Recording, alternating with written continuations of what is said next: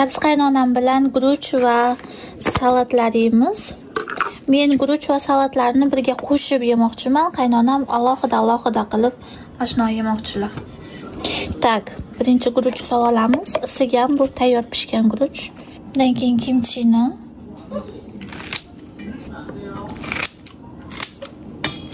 Turnani, yog'ini, suvini to'kib yuboramiz.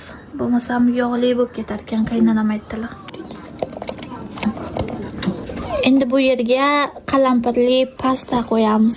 Qalampir pastasi, kunjut yog'i. 3 minut ichida ovqat tayyor bo'ldi. Koreyani shunisini yaxshi ko'raman. Ovqat juda ham tez pishirib yesa bo'ladigan ovqatlar ko'p. Bismillah.